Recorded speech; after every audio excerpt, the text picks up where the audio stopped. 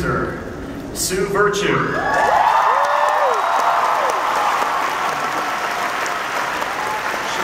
executive producer and co-creator, and Mycroft himself, Mark Gatiss.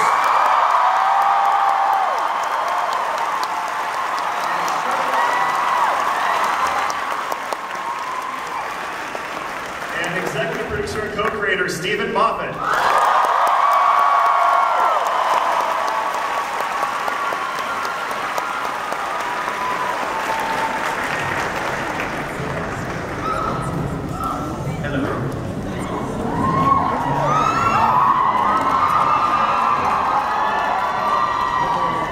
Now, it's my understanding that Benedict and Martin are not here because they don't love us. Can you confirm that? One of them is a high-functioning sociopath, the other one is a hobbit. Let's not set them on.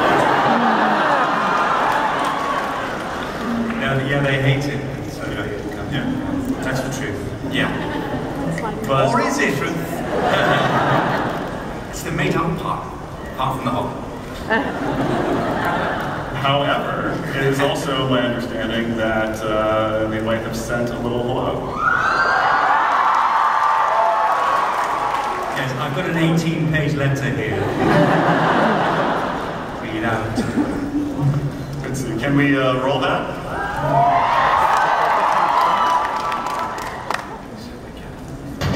Hey, Comic-Con. I'm sorry I can't be show but as you can see, I'm otherwise engaged. I hope you have a fantastic time.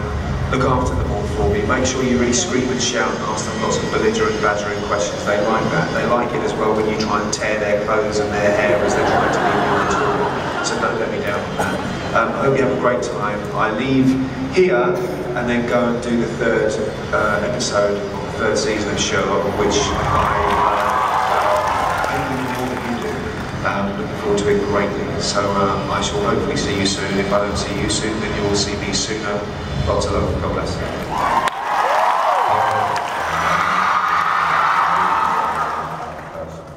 To talk to you about John Harrison, aka Khan, and stuff. To the sequel to what I thought was a fantastic reboot one.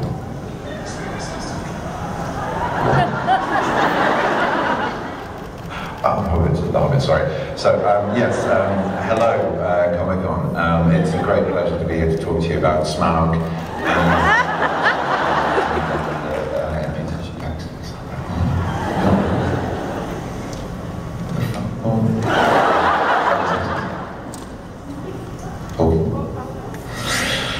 Chewing? A sandwich? What?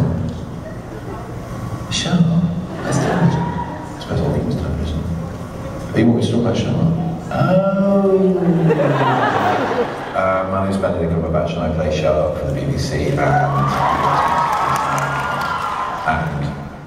I can guarantee it's more fun doing it than it is watching it. Apparently you have quite a lot of fun watching it, so there's how much fun I have doing it. We've started series 3, we're in the middle of it. We've done the first 2 episodes and had to take a little break whilst Martin got his sweaty prosthetic feedback. And I went to join him to grab a little bit in New Zealand. There you go, folks, that's my New Zealand accent. Yeah, but we're back at the end of July with episode 3. It's been so much fun. The scripts are just a delight, and I can't wait for you to see it. Yeah, I think you're in for a treat. We've really enjoyed making it. I'm on holiday at the moment, and in the kind of giving vein, and having, for pretty much 2 years of my life, not being able to talk in any kind of detail about who I'm playing, what I'm doing, what my character does, how he does it. I just think, I'm going to do it. So, here's a ledge of the building. Here is Sherlock.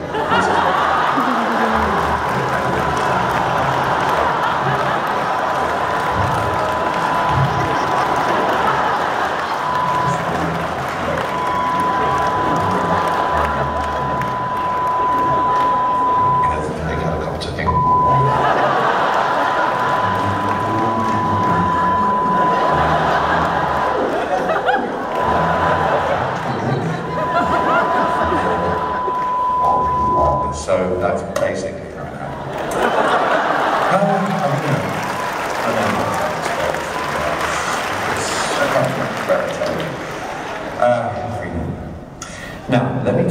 I also play a character called...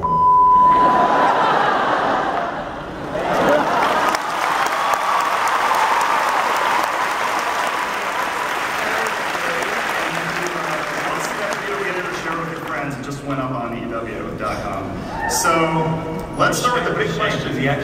He does actually reveal it there.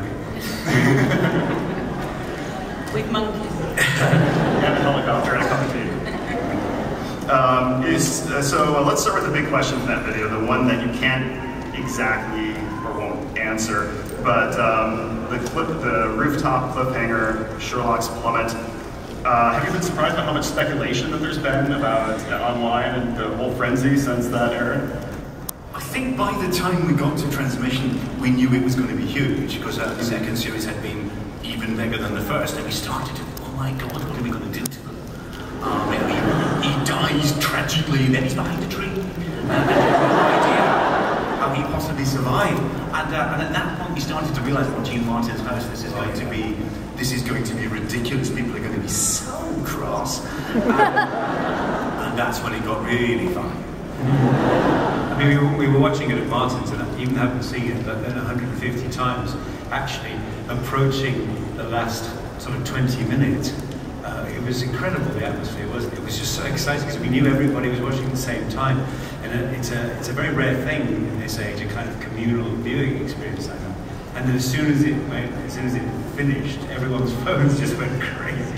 And we went to when we were showing Jeremy Lovely on the Recce Bars, where it happened, and I was saying to him, there's quite a lot of speculation, it's quite a big thing now, and I said, those people over there are probably fans. And he said, no, I think they're nurses. At which point I heard somebody go, and this is where he fell. So is the solution something that you could actually figure out from watching what's already aired? Or yes, what's keeping you all, for God's sake? The important thing to remember is there really are only a few ways you can fall off a roof and survive. It's not black magic, alas. Yeah. So is there anything else you're willing to tell us in terms of teasing what the solution or I mean, is there been anything online that you've seen that's actually got it right? We can't really comment on the online stuff because that gives away something, and also we haven't met it all, so we don't know everything. But it's a rational explanation. We did know it before we shot it. We just didn't have the money to shoot it at the time. And we shot quite a lot of what you're going to see. It was already done at the end of series 2, so we knew how it was going to be done. And when you see the answer, you'll see that yes, we had to know in advance. It had to be plotted out. Right. So it's. I mean, I'm really quite interested in it. All the talk tends to be about how did you do it. And I don't believe that's the thing that people are really most excited about saying. Because that's just an answer. How John's going to react. Yeah, I think it's when John and Sherlock meet again. Well, we can tell you that moment in the finished episode 1 is electrifying. Yeah, and it goes on and on. It's great. So I think that's the showstopper. And that sequence, quite a lengthy sequence, I think it's probably my favourite moment of Sherlock we made, because it's lengthy. We go at all guns blazing, because it's a long, complicated, emotional journey, and it's extremely funny. I think it's a joy and a delight, and that is the showstopper. And of course, yes, you get an answer, but not without some teasing on it. And that answer also involves, what we've seen online, that Andrew Scott is coming back to shoot a little bit as well, who of course plays our beaches loving. We needed a dead body. Moriarty. So Andrew's cheap. So. Yeah. And he looks quite like Moriarty, so we got him. Yeah. It was actually cheaper to get Andrew Scott back to do that than to get a mannequin. There's no point. And that's been a whole new career for him now. If you watch murder mysteries, he's often dead bodies now. It's great. But he is dead. He is dead. He is dead.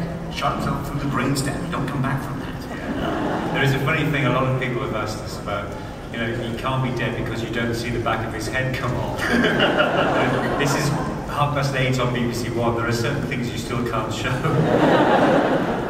And that's interesting because you killed off like a central main Sherlock Holmes character. I mean, do you feel that eventually in the show that the very last episode that you could actually kill off Sherlock or John Watson, is that impossible? Is that you can. They've been solving crimes in Baker Street for over 110 years. They're never going to die, are they? And if he did, he'd just pop up behind another tree.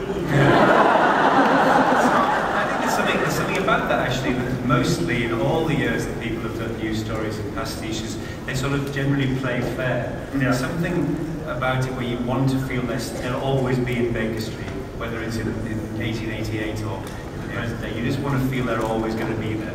So it's kind of the right thing to do is not to make anything definitive like that. Yeah. Except so in the original stories, Moriarty was... Yeah, Moriarty dies. He's dead. Yeah. So he shot himself in the face. What do you want? Do you think they were up on that rooftop and faked suicide at each other? No, that's clever. What a waste of a scene. Were you faking? I was faking too. So how much Mycroft can we expect in season 5?